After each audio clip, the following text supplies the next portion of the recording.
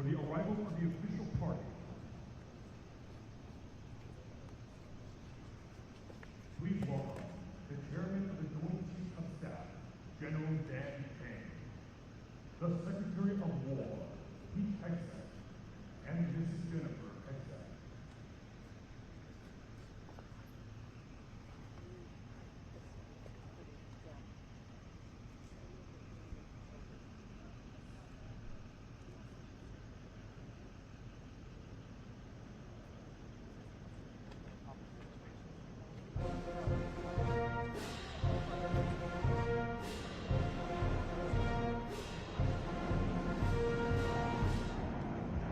Ladies and gentlemen, the President of the United States and First Lady Melania Trump.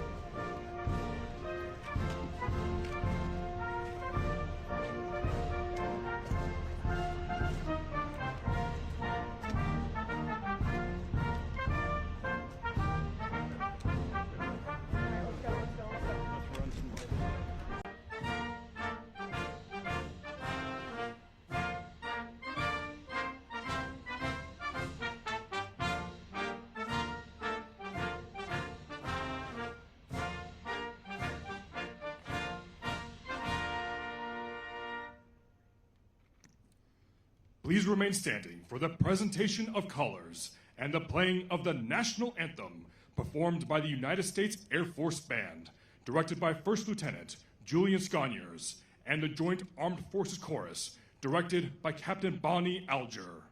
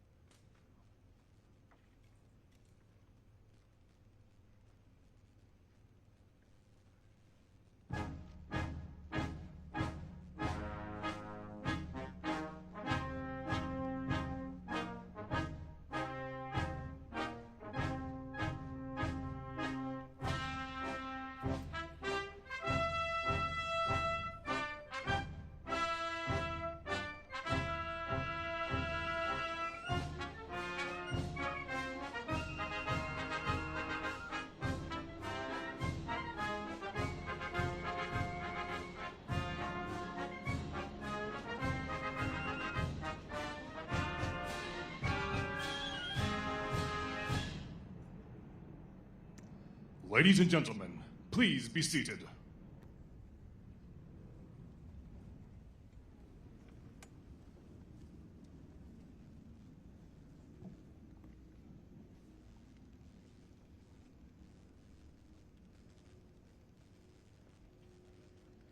Dr. Paul W.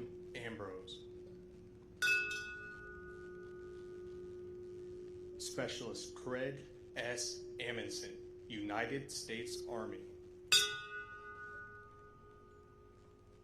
Petty Officer, 3rd Class, Melissa Rose Barnes, United States Navy. Master Sergeants, Mats J. Belkey, United States Army, retired. Dr. Yenino Beatru. Petty Officer, 2nd Class, Chris Romeo Bashundat, United States Navy. Carrie R. Blackburn. Colonel Canfield D. Boone, United States Army. Mary Jane Booth.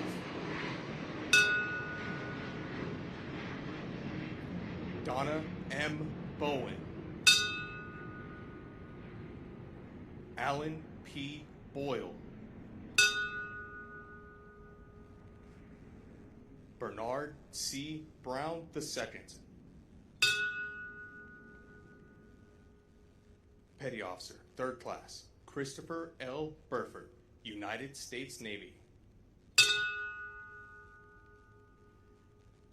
Captain Charles F. Burlingame III, United States Navy Reserve, retired.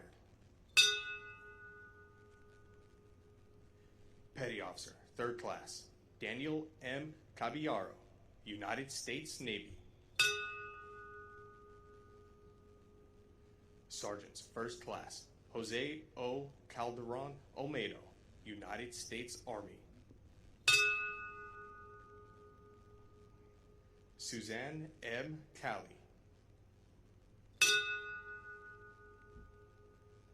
Angeline C. Carter. Sharon A. Carver. William E. Caswell. Sergeant, 1st Class, John J. Chada, United States Army, retired. Rosa Maria Chapa.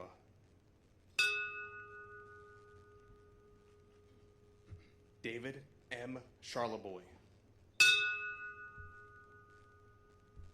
Sarah M. Clark. Julian T. Cooper.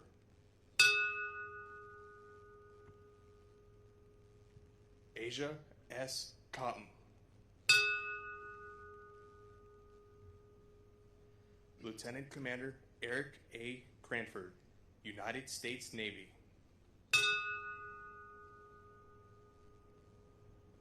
Ada M. Davis.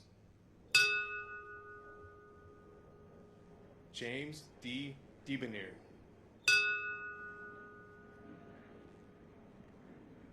Captain Gerald F. DiTanto, United States Navy.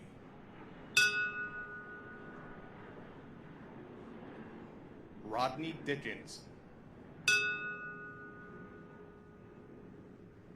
Lieutenant Colonel Jerry D. Dickerson, United States Army. Eddie A. Dillard. Petty Officer, 1st Class, Johnny Dotter, Jr., United States Navy.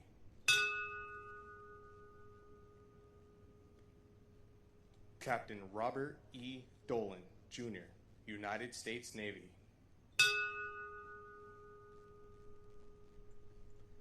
Commander William H. Donovan, United States Navy.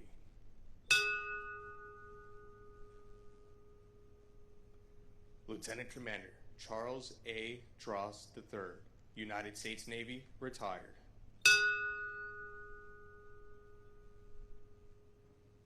Commander Patrick Dunn, United States Navy.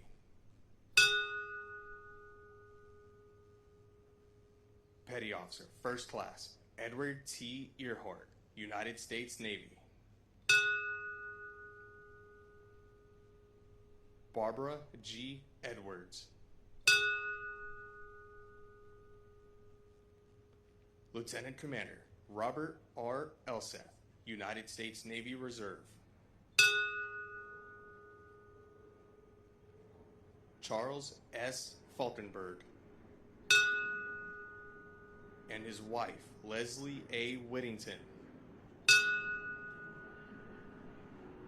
and their two children, Dana Falkenberg and Zoe Falkenberg. Petty Officer, Third Class, Jamie L. Fallon, United States Navy.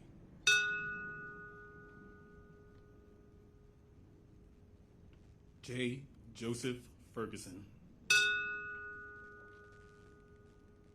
Amelia V. Fields.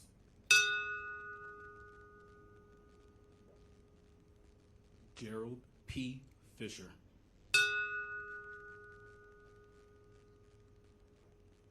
Darlene E. Flagg. And her husband, Rear Admiral Wilson F. Flagg, United States Navy Reserve, retired.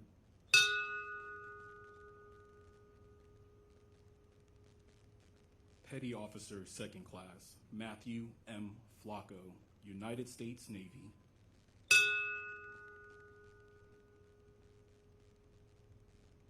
Sandra N.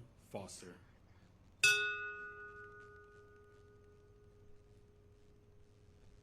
First Lieutenant Richard P. Gabriel, United States Marine Corps, retired.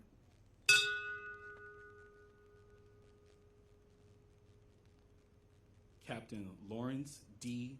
Getsford, United States Navy.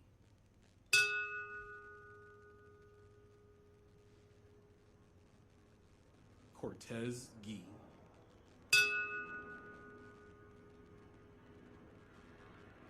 Brenda C. Gibson.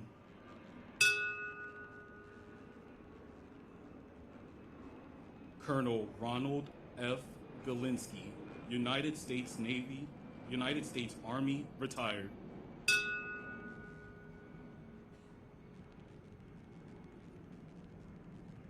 Ian J. Gray.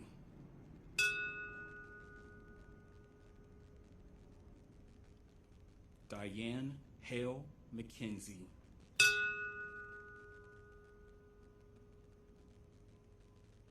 Stanley R. Hall.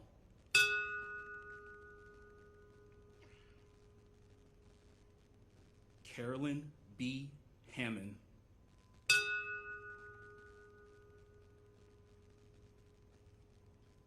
Michelle M. Hindenburger.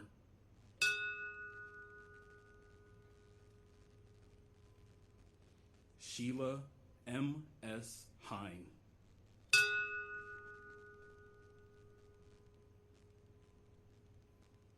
Petty Officer, First Class, Ronald J. Hemingway, United States Navy.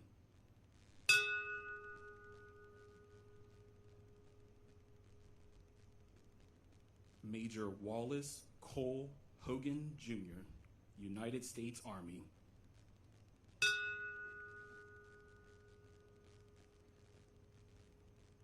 Staff Sergeant Jimmy I. Hawley, United States Army, retired.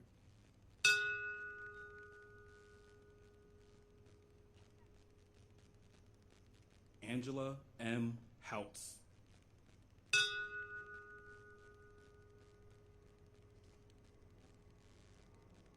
Brady K. Howell.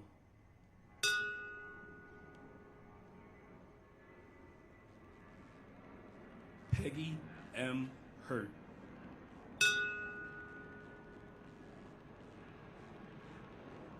Lieutenant Colonel Stephen M. Highland, Jr., United States Army.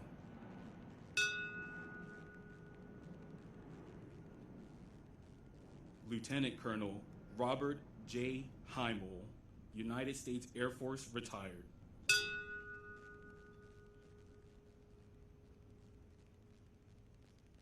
Sergeant Major Lacey B. Ivory, United States Army.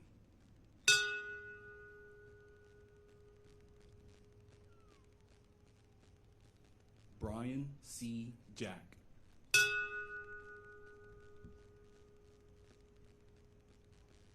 Stephen D. Jacoby.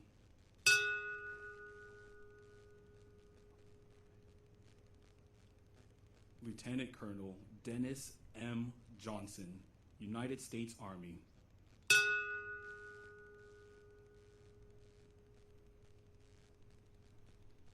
Judith L. Jones.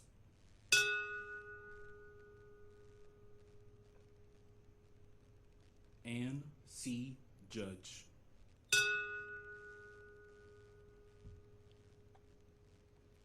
Brenda Kegler.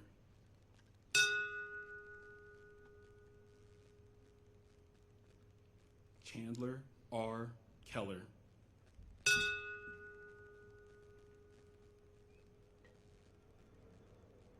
Yvonne E. Kennedy.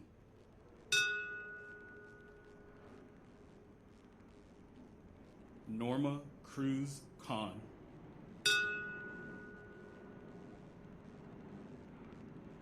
Karen Ann Kincaid.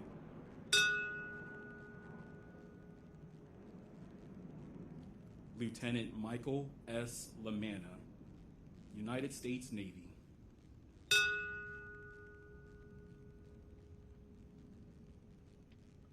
David W. Lachek.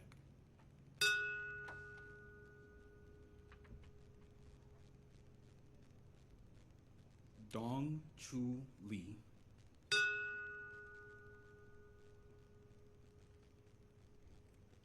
Jennifer Lewis. And her husband, Kenneth E. Lewis.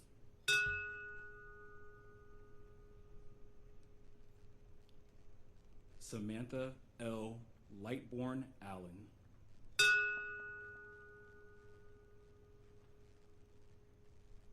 Major Stephen V. Long, United States Army.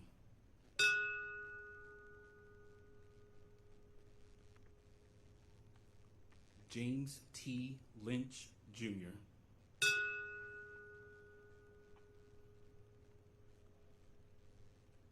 Terrence M. Lynch.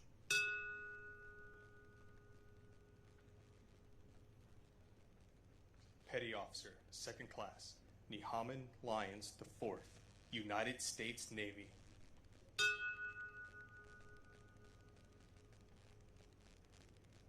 Shelley A. Marshall.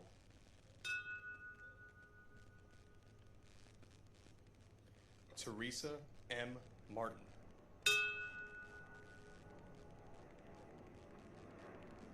Ada L. Masonacker.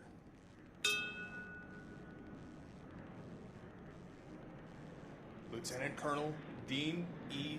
Matson, United States Army.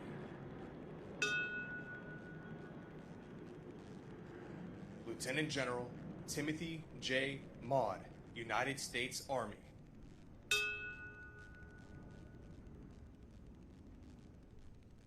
Robert J. Maxwell.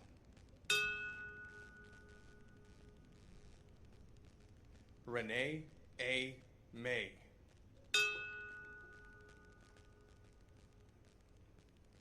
Molly L. McKenzie.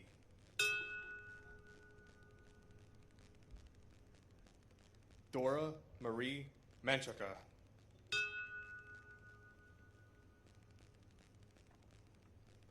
Patricia E.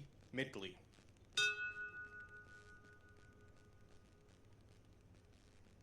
Major Ronald D. Milam, United States Army.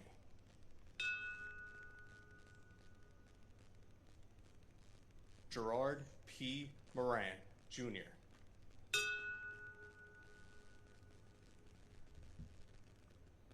Odessa V. Morris.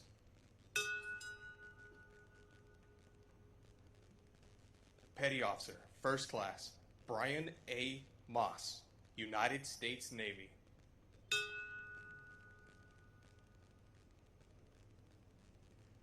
Teddington H. Moy.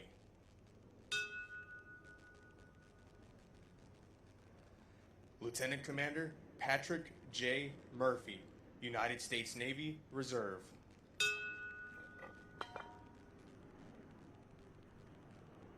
Christopher C. Newton.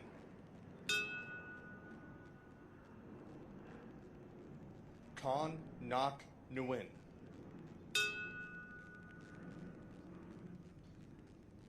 Petty Officer, Second Class, Michael A. Noeth, United States Navy.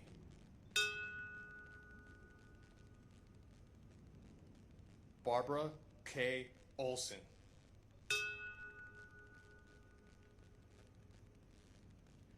Ruben S. Ornado.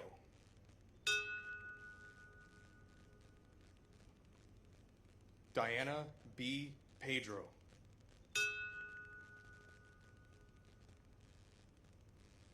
Lieutenant Jonas M. Panick, United States Navy Reserve.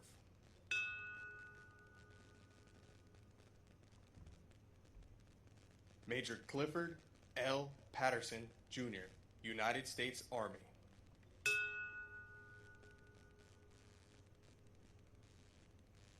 Robert Penninger.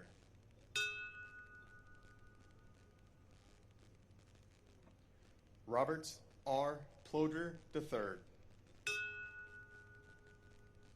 And his wife, Zandra F. Ploder.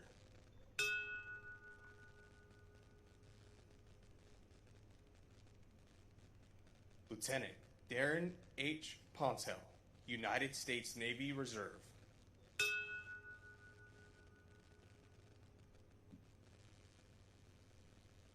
Scott Powell.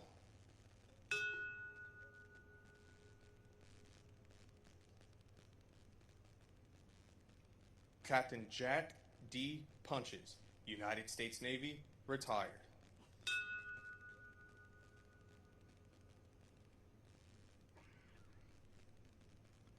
Petty Officer, First Class, Joseph J.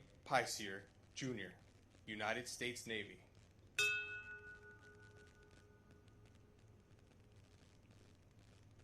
Lisa J. Raines.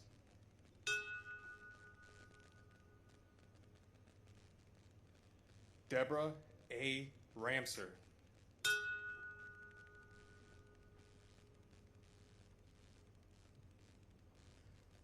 Rhonda Sue Rasmussen.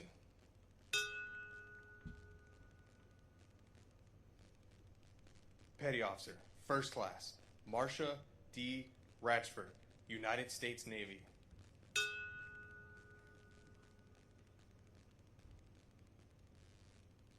Martha M. Resty.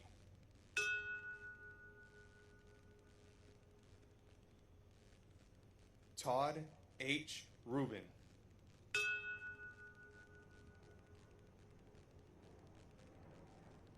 Cecilia E. Lawson Richard.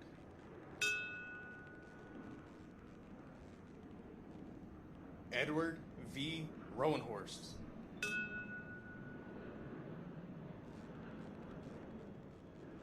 Judy Rowlett.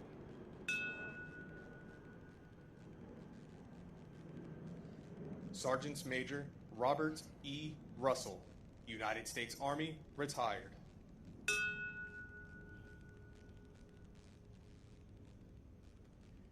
Chief Warrant Officer William R. Ruth, United States Army Reserve.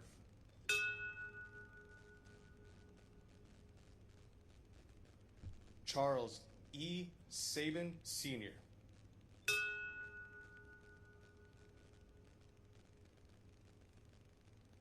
Marjorie C. Salamoni.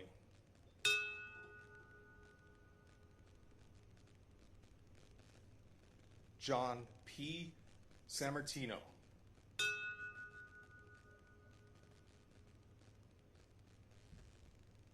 Colonel David M. Scales, United States Army.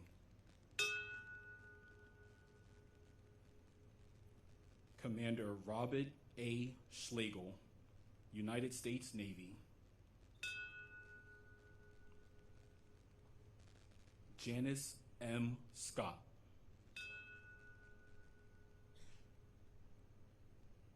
Lieutenant Colonel Michael L. Selves, United States Army, retired.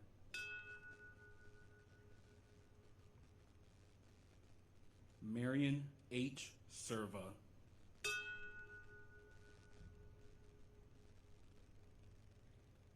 Commander Dan F. Schnauer, United States Navy.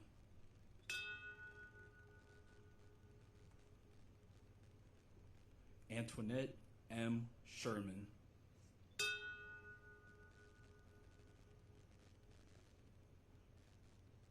Diane M. Simmons. And her husband, George W. Simmons.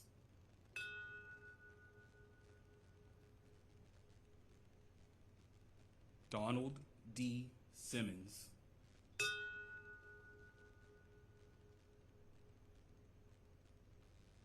Cheryl D. Sincock.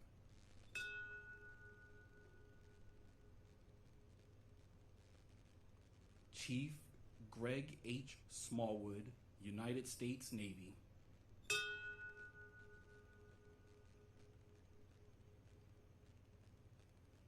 Lieutenant Colonel Gary F. Smith, United States Army, retired.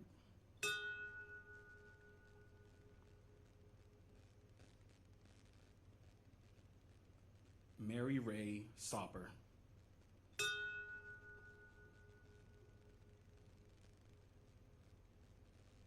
Robert Spiesman.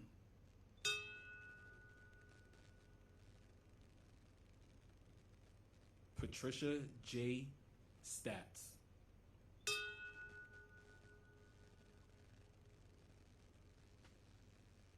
Edna L. Stevens.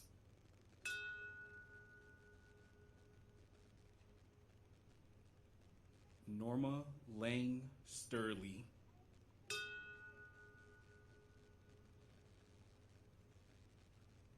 Sergeant Major Larry L. Strickland, United States Army.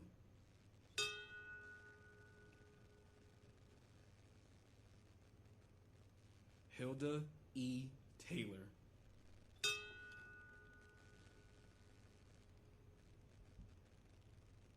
Lieutenant Colonel Kip P. Taylor, United States Army.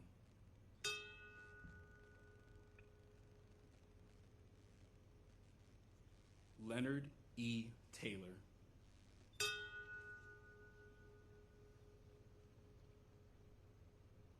Sandra C. Taylor.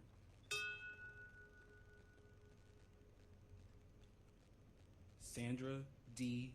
Teague.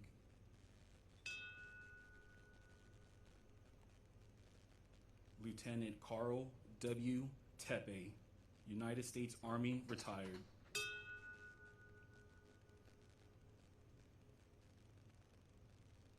Sergeant Tamara C. Thurman, United States Army.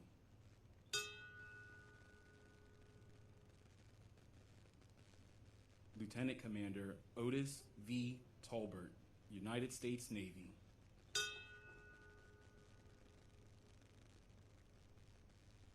Staff Sergeant Willie Q. Troy, United States Army, retired.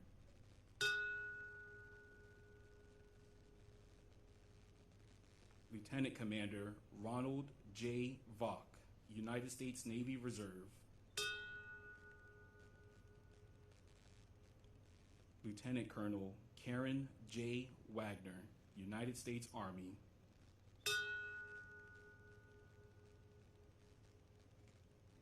Meta L. Fuller Waller.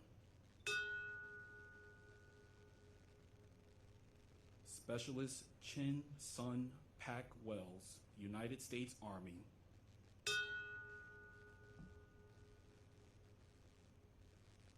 Staff Sergeant Maudlin A. White, United States Army. Sandra L. White. Ernest M. Wilshire.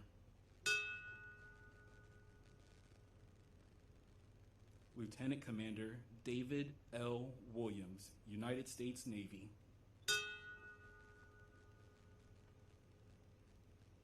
Major Dwayne Williams, United States Army.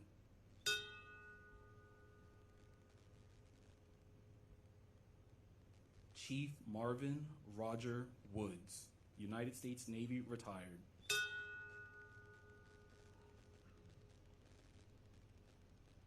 Captain John D. Yamnicki, Sr., United States Navy, retired.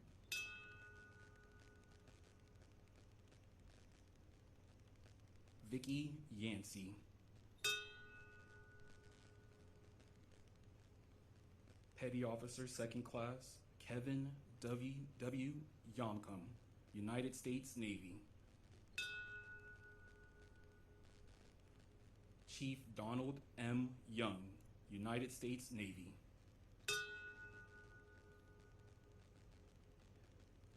Edmund W. Young, Jr. Lisa L. Young. Shu-Win Young. And her husband, Yu Guang Zheng.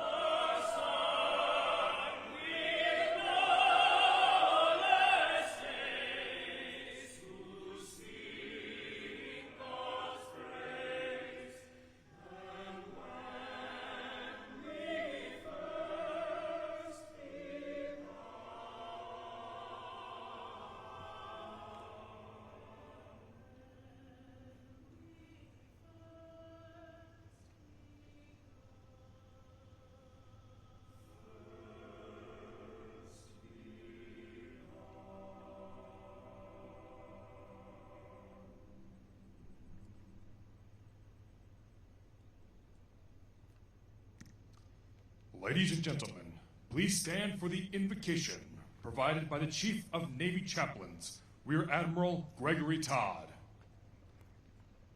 Let us pray. Eternal Father, always more ready to hear our prayers than we are to pray.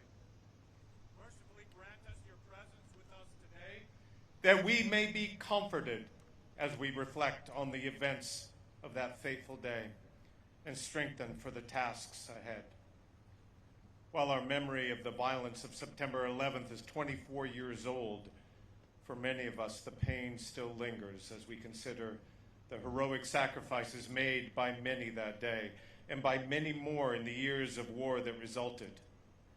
For those who grieve, we pray in the sentiment of Abraham Lincoln that you, O Lord, would assuage the anguish of their bereavement and leave only the cherished memory of the loved and lost, and the solemn pride for those who have laid so costly a sacrifice upon the altar of freedom. For those of our day who have taken up the cause to secure our homeland, to wield the sword in righteousness to protect our neighbors, grant prudence to execute justice with honor, always mindful we are under your divine gaze. Grant the blessing of wisdom and insight for our leaders, that they may be guided to do your will. Grant humility throughout our land, acknowledging your goodness to us. And finally, we offer supplications for those who currently are deployed, underway, or on duty for our nation. Surround them with the protection of the angels and a joyful reunion with faithful loved ones.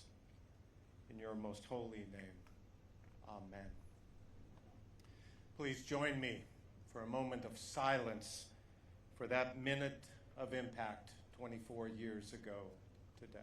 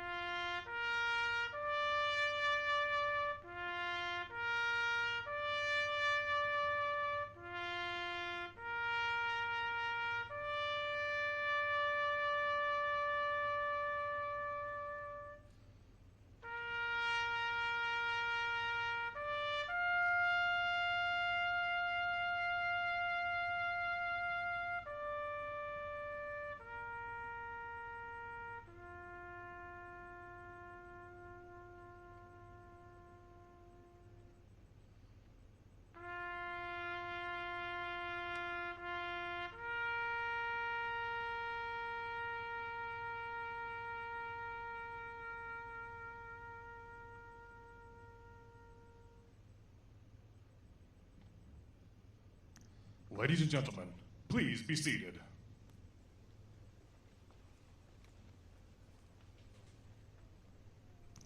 Ladies and gentlemen, General Dan Kaine, Chairman of the Joint Chiefs of Staff.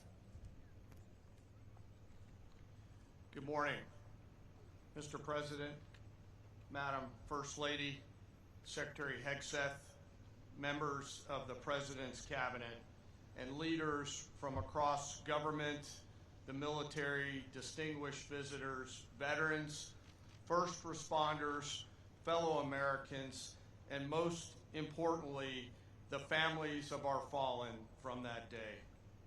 Thank you for being here to gather in remembrance, to grieve our nation's loss, and draw strength from the heroism Americans demonstrated that day.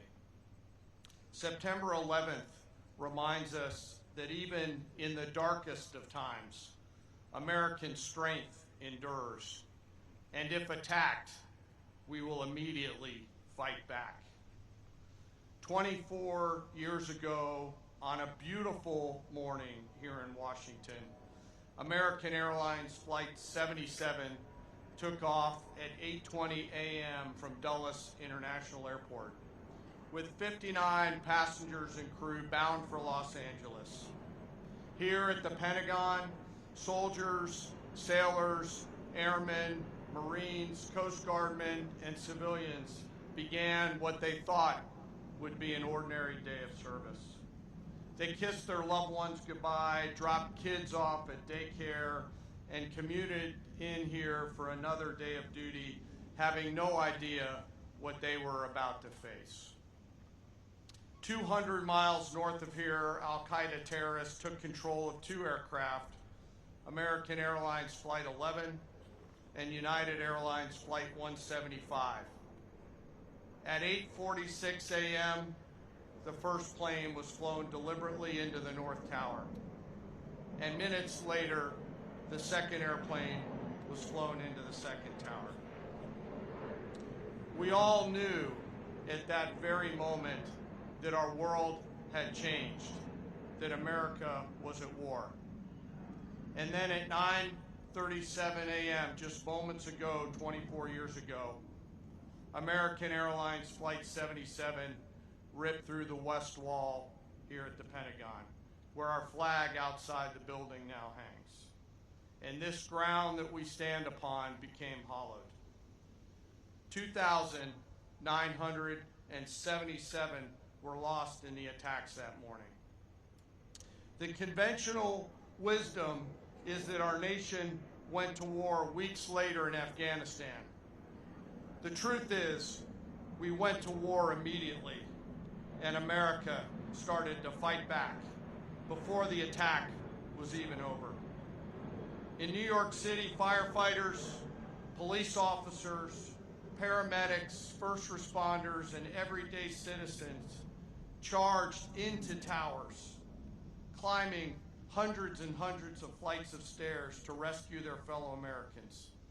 And right here in this courtyard at the Pentagon, as flames filled the corridors and smoke followed, service members and civilians went into that flame to save their fellow teammates. They covered their faces with t-shirts rolled in water to shield their skin and pushed through the fire and rubble. They carried the wounded out and they went back in again and again and again and again until others had to stop them from going back. And even as this building burned, the Pentagon never shut down. Survivors organized and thousands went to work to defend our nation. And there were 40 first responders on United Airlines Flight 93. 40 heroes who, unlike us who wear the cloth of our nation, never took an oath to protect and defend our nation. They just got on an airplane. And knowing full well what was happening, they found the courage and commitment to run forward in that airplane, sacrificing themselves over the fields of Pennsylvania to save Americans that they would never meet and never know. And I, for one, think of them every day and the gift of courage that they gave my squadron mates and I on that day. So as we come here together, let us reflect and let us never forget. Let us never forget the families who've shown us what true courage looks like as they continue to persevere through the years after. And let us all be inspired by the determination of those brave heroes who showed us that day what America is all about. And let anybody who ever considers attacking the United States remember those examples as well, and the great American warrior spirit that was shown that day. Thank you very much. And now it's my distinct honor to introduce our nation's Secretary of War. May we never forget our fallen. May we never forget our deployed. Ladies and gentlemen, the Secretary of War, the Honorable Pete Hex.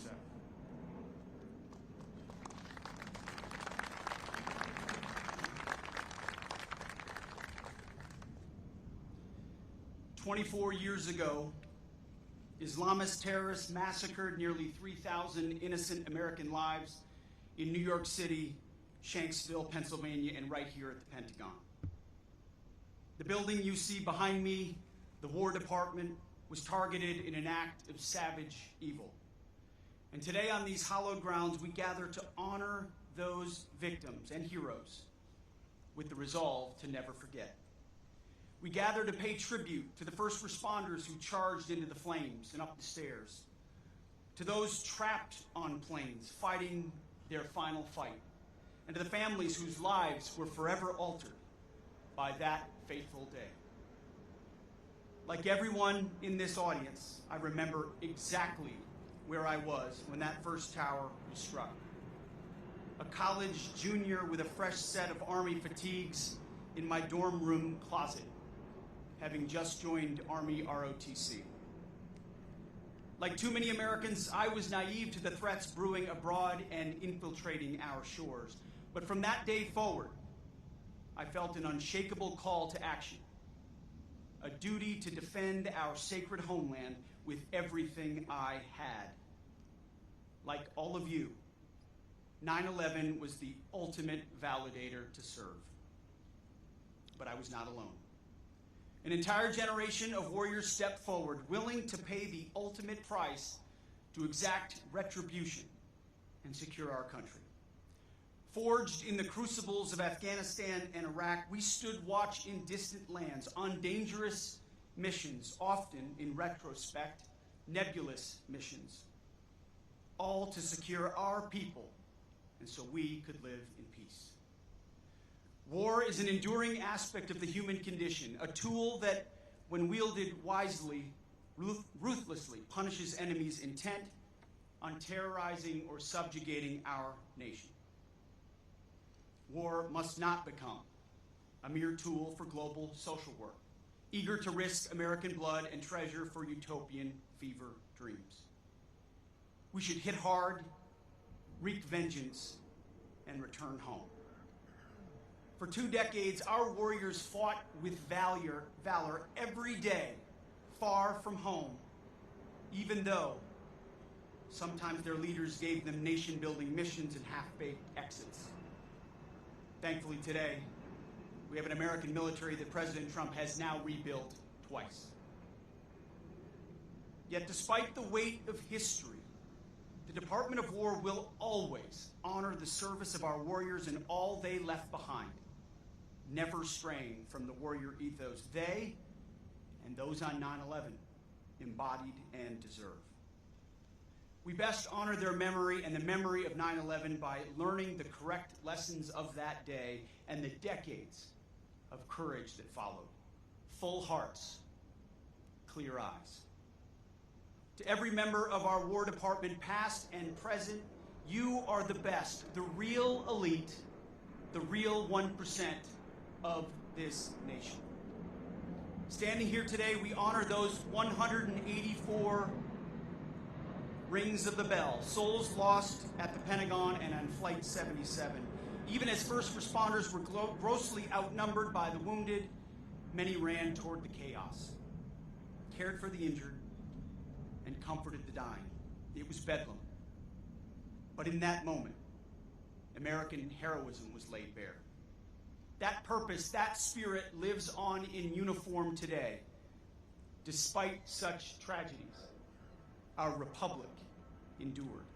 It endured that day. It endured on Flight 93, charging that cockpit, and at the Pentagon. It endured over those Islamists. It endured over 2 decades of war, and it endured stronger, wiser, and tougher, forged by the blood and courage of patriots.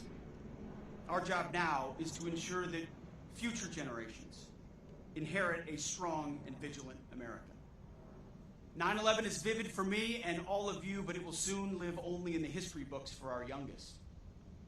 We must teach our children that the price of freedom we love is eternal vigilance.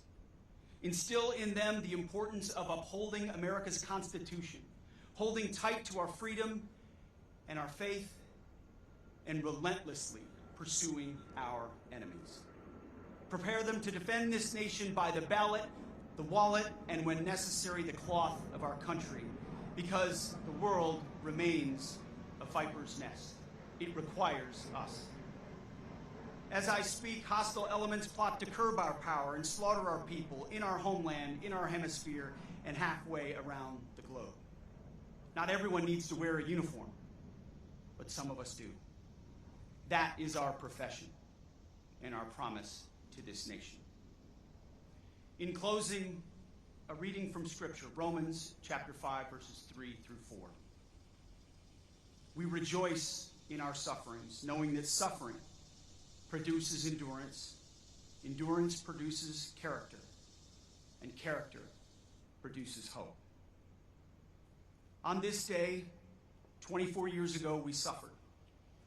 In the years since, we have endured. Our service and sacrifice have forged our character, and today we stand in hope for the future of our great nation. The young soldiers who take the oath give me hope. The young cops who wear the badge give me hope. The young firefighters who answer the call give me hope. The young agents who patrol our border give me hope. The life, example, and even death of Christ follower and American patriot Charlie Kirk give me hope. Sheer courage, no matter the arena. Charlie, we love you. We know that you have heard the Lord's words. Well done, good and faithful servant. Full heart, clear eyes. Like those on 9/11, he will never be forgotten. So I thank God for all of you and all of our fighters from that day to today and beyond. May God bless our warriors as they ruthlessly seek our enemies on behalf of the fellow citizens they love. We owe you and all of those who witnessed 9/11 nothing less. It is now my great honor to introduce to you our Commander-in-Chief, President Donald J. Trump.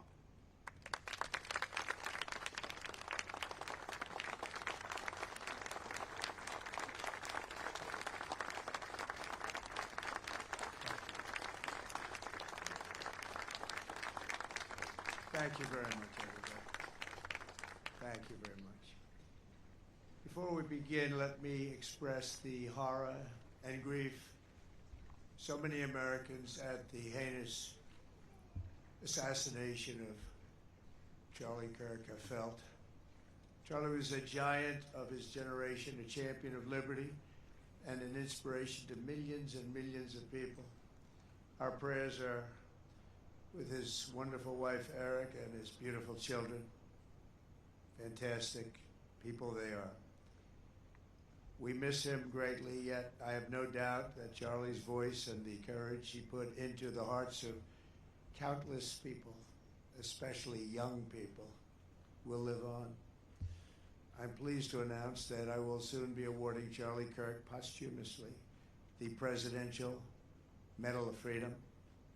The date of the ceremony will be announced, and I can only guarantee you one thing, that we will have a very big crowd. Very, very big. Thank you, my fellow Americans. 84 years ago, this morning, the banks of the Potomac were filled with the clamor of construction workers who broke ground on the building now known as the Pentagon on September 11th, 1941. At the time, it was the biggest building ever built.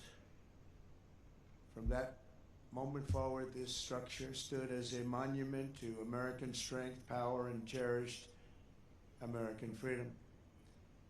Exactly 6 decades later, on September 11th, 2001, those same walls, built with the sweat and muscle, blood of our parents and grandparents, were scarred by flame and shaken by terror as our country came face to face with pure evil.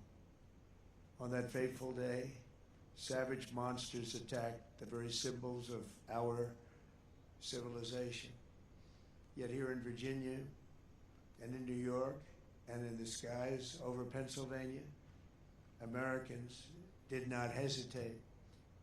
They stood on their feet and they showed the world that we will never yield, we will never bend, we will never give up, and our great American flag will never, ever fail. That terrible morning 24 years ago, time itself stood still. The laughter of school children fell silent. The rush of our traffic came to an absolute halt. And for 2,977 innocent souls and their families, the entire world came crashing down so suddenly. In the quarter of a century since those acts of mass murder, 9/11 family members have felt the weight of missed birthdays and empty bedrooms, journals left unfinished, and dreams left unfulfilled.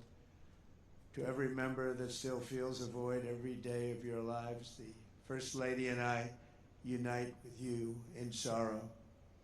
And today, as one nation, we renew our sacred vow that we will never forget September 11th, 2001. Amid the horror of that morning, some used cell phones and office lines whispered their final words to those who mattered most. They whispered indeed. At 8:59 a.m. aboard United Flight 175, Brian Sweeney called his wife Julie. He told her, "Do good, go have good times. I totally love you. I'll see you again. I'll meet you up there." 4 minutes later, his plane hit the south tower of the World Trade Center. At 9:12 a.m. aboard American Airlines Flight 77, Renee May called her mom. Just the day before, Renee had learned that she was 7 weeks pregnant, but she never got the chance to share the news. She simply said, "I love you, Mom." 25 minutes later, Renee's plane struck the Pentagon. So violent, a strike it was. At 9:53 a.m. aboard United Flight 93, Elizabeth Wayneo called her stepmom. They're getting ready to break into the cockpit. What do I do? I love you so much. They're going to break in. 10 minutes later, Flight 93 ended in the hallowed field near Shanksville, Pennsylvania.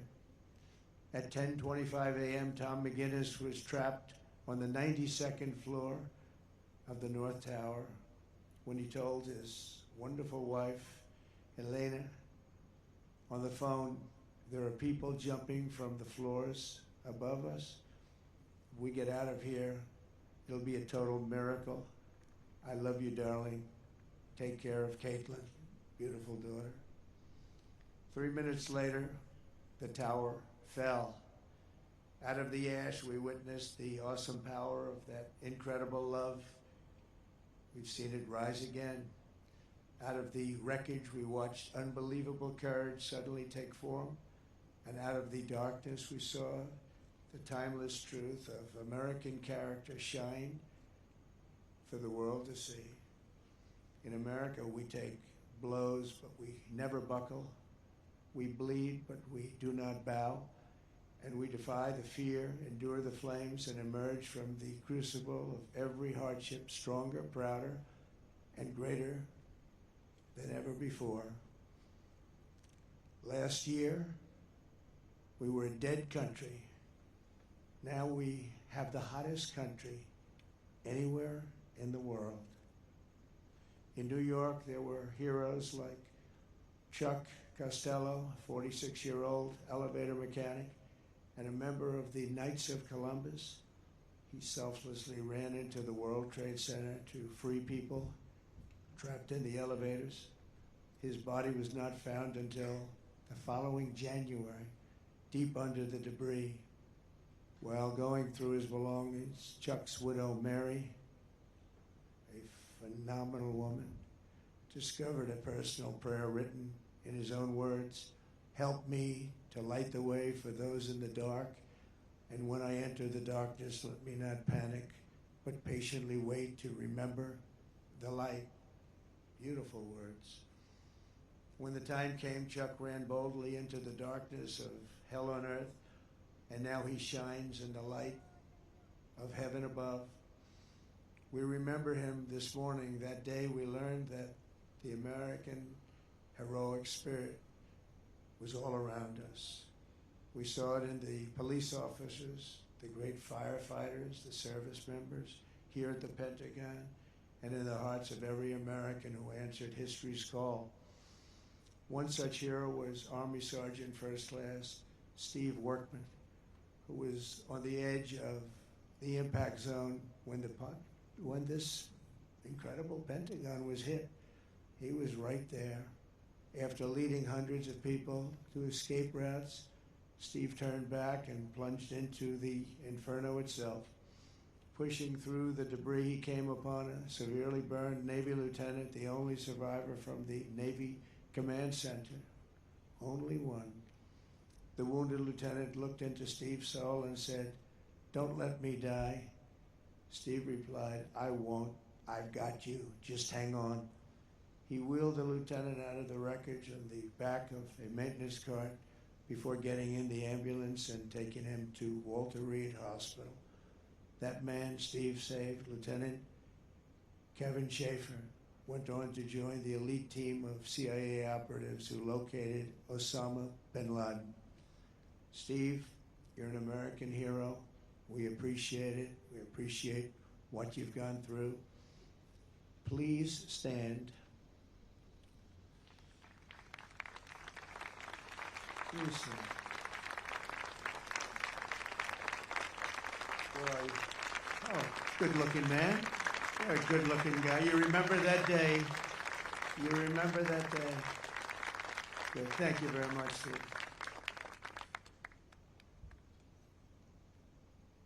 That was something. That was something.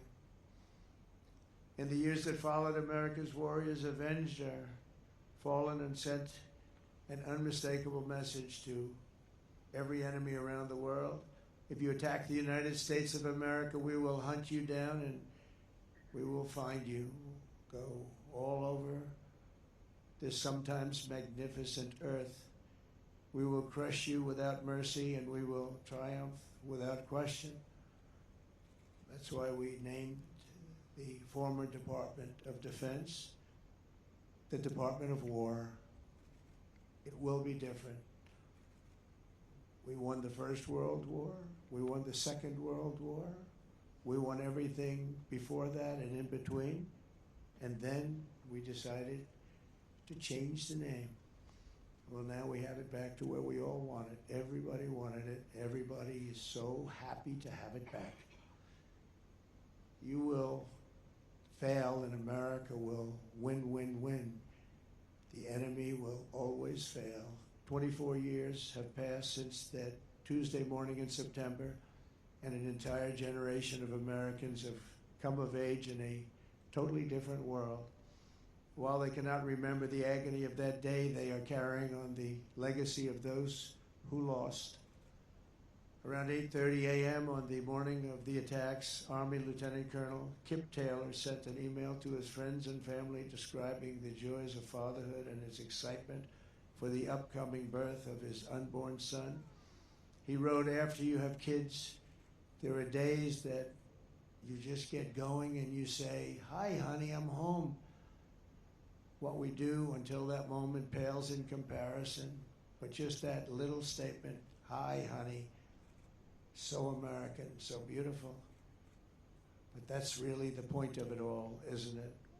An hour after he sent that email, Flight 77 flew into Colonel Taylor's Pentagon office and claimed the life of a very proud father and true patriot. 6 weeks later, on October 25th, 2001, Colonel Taylor's son, Luke, was born. Luke then tragically lost his mom to cancer when he was just 2 years old, leaving him to be raised by his father's brother.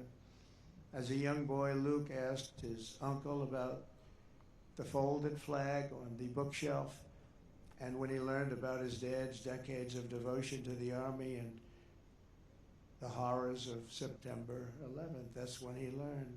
Luke carried that memory with him and joined the ROTC as a college freshman.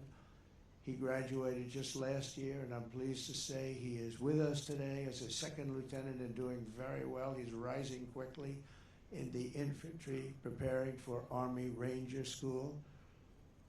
The spitting image of his dad, they say, Luke says that every time he puts on a uniform, he feels connected to his father and to our country. But it was a father he never knew. Luke, your parents are together in heaven, and they could not be prouder of the man that they have produced. They produced you. Those two great people produced you. Luke, please stand.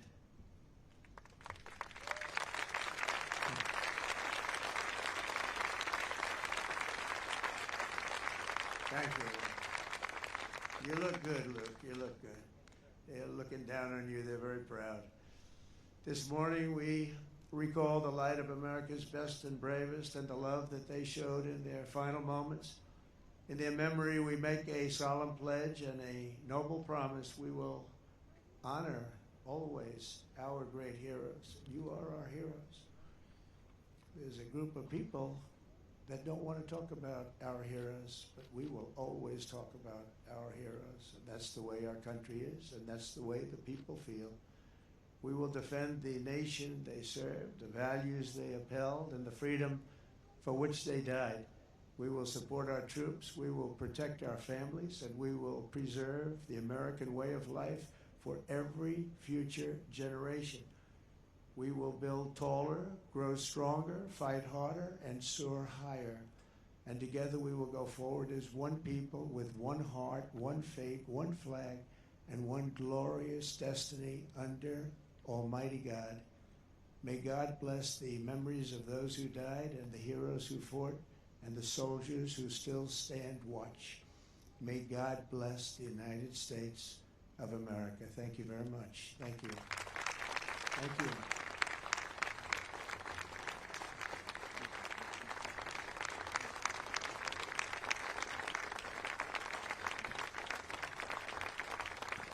Ladies and gentlemen, please remain standing for the singing of God Bless America, and remain standing for the benediction.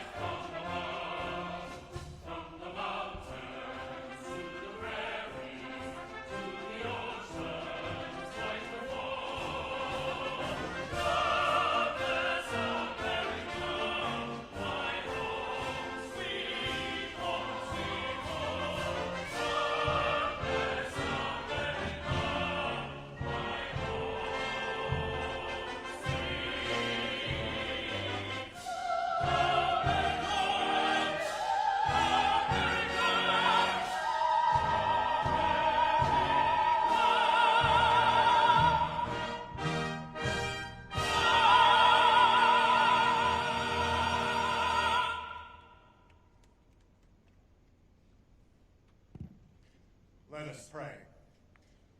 Almighty and merciful God, gratefully we acknowledge your presence with us this morning and implore your presence day by day. Grant peace for those who grieve, wisdom for those who lead, and courage for those standing the watch for our nation. We implore your blessing, not asking you to conform to our will, but that you would align us with yours. Now may the Lord bless us and keep us. May the Lord make his face shine upon us and be gracious unto us. May the Lord lift up his countenance upon us and give us peace. Amen.